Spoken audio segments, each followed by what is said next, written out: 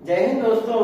आज हम सीखेंगे कि ई कॉमर्स क्या होता है, ई कॉमर्स किसे कहते हैं, ई कॉमर्स कितने प्रकार के होते हैं, ई कॉमर्स के लाभ और ई कॉमर्स की हानि। जैसे आप देख रहे हैं कि ई कॉमर्स दो शब्दों से मिलकर बना है। ई कॉमर्स दो शब्दों से मिलकर बना है, E plus commerce. E commerce का पूरा नाम होता है इलेक्ट्रॉनिक कॉमर्स।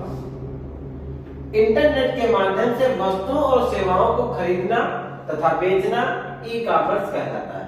वस्तुओं को इंटरनेट के माध्यम से खरीदना व बेचना ई कॉमर्स कहलाता है। ई कॉमर्स या इलेक्ट्रॉनिक कॉमर्स का अर्थ होता है वस्तुओं एवं सेवाओं का ऑनलाइन खरीदना व बेचना। जैसे आप देख रहे हैं, कंप्यूटर की बहुत सी कंपनियां अपने उत्पादों और सेवाओं का विवरण करने के लिए एक वेबसाइट बनाती हैं और उस वेबसाइट पर अपने प्रोडक्ट का बारे में जानकारी देती तथा पूरी user credit card, debit card, net banking से आदि से भुगतान करने के लिए ई कॉमर्स का इस्तेमाल करता है। जैसे यहाँ पे है, वस्तुओं एवं सेवाओं को ऑनलाइन खरीदना तथा बेचना ई कॉमर्स कहलाता है। वस्तुओं एवं सेवाओं को ऑनलाइन खरीदना तथा बेचना ई कॉमर्स कहलाता है। जैसे यहाँ बता रहा है, इंटरनेट का उपयोग करके वस्तुओं और सेवाओं को क्रय और विक्रय करना ई कॉमर्स। वस्तुओं का लेन देन करना इंटरनेट के माध्यम से क्रय और विक्रय करना ई कॉमर्स कहलाता है। ई कॉमर्स चार प्रकार के होते हैं। नंबर एक, B2B, business to business. Number दो, B2C, business to consumer. Number तीन, C2B, consumer to business. Number चार, C2C, consumer to consumer.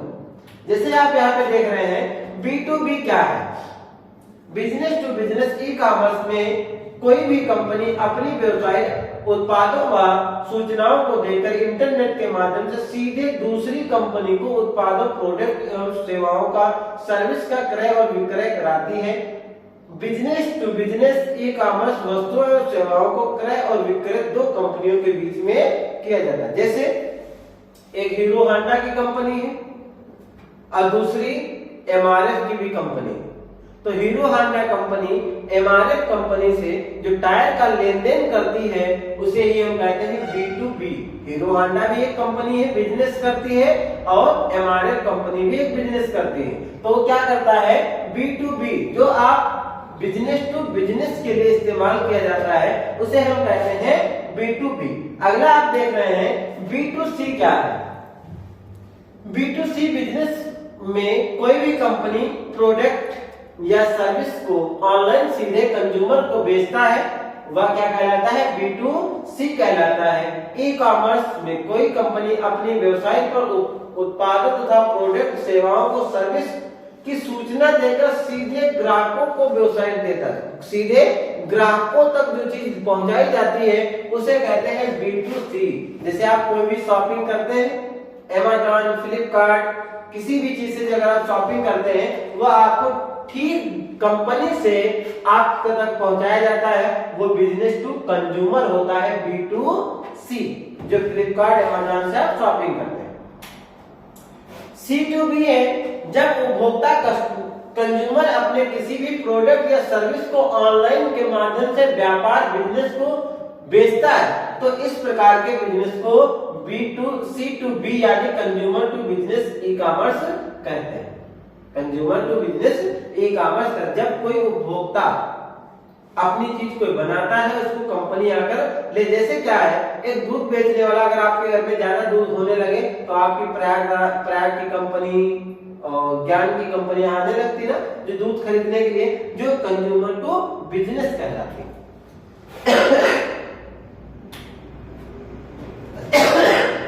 C2C क्या है? जब किसी कंज्यूमर द्वारा ऑनलाइन के माध्यम से अपने प्रोडक्ट को किसी अन्य कंज्यूमर को बेचा जाता है, तो इस प्रकार के व्यापार को C2C यानी consumer to consumer e commerce कहते हैं। जैसे कोई भी व्यक्ति अपनी पुराना सामान जैसे लैपटॉप, मोबाइल, बाइक, कार आदि जो भी अपने इंटरनेट के माध्यम से किसी दूसरे व्यक्ति को बेचता है, तो वह C2C कंज्यूमर कहलाता है। कंज्यूमर टू कंज्यूमर, जैसे OLX है, उसके माध्यम से आप कोई भी चीज जो ऑनलाइन है, आप पुरानी वस्तु, पुरानी कार को OLX पे डाल के आप बेच सकते हैं, कोई C2C मतलब कंज्यूमर टू कंज्यूमर। अब आप देखेंगे कि ई कॉमर्स के लाभ क्या है। ई कॉमर्स प्रोडक्ट को खरीदने तथा बेचने की सबसे आसान एवं फास्ट विधि होती है। नंबर 2 पे है, इससे व्यापार को राष्ट्रीय और अंतरराष्ट्रीय स्तर तक पहुंचाया जा सकता है। अगर आप ऑनलाइन खरीदारी लेन देन अच्छे से कर पा रहे हैं तो इससे व्यापार को राष्ट्रीय और अंतरराष्ट्रीय स्तर तक पहुंचाया जा सकता है। ई कॉमर्स के माध्यम से बिजनेस की संचालित करने में कम लागत लगती है, आगे आपको एडवर्टाइजमेंट करने के लिए कम लागत लगती है। ई कॉमर्स के द्वारा समय की भी बचत होती है। ई कॉमर्स के द्वारा वस्तुओं और उपभोक्ताओं के पास जल्दी सामान पहुंचाया जा सकता है। ई कॉमर्स के द्वारा हम किसी भी सामान को कभी भी 24x7 खरीदारी कर सकते हैं।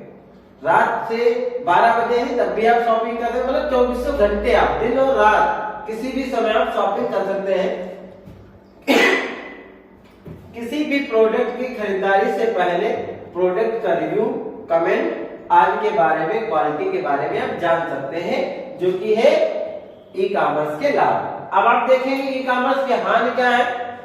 इसमें यूजर की सुरक्षा और सिक्योरिटी के अभाव रहता है। नंबर 2, ई कॉमर्स पूरी तरह से इंटरनेट पर निर्भर होता है। नंबर 3, लेट डिलीवरी आता है। नंबर 4, ग्राहकों को संतुष्ट ना होना। नंबर 5, प्राइवेसी की कमी होती है। ये थे आपके ई कॉमर्स के हानि। ई कॉमर्स की हानि क्या है, ई कॉमर्स के लाभ क्या है, इस दोनों चीजें आप देख रहे हैं। कि अगर आपको ये वीडियो अच्छी लगी तो लाइक, शेयर और सब्सक्राइब करना ना भूलें। जय हिंद।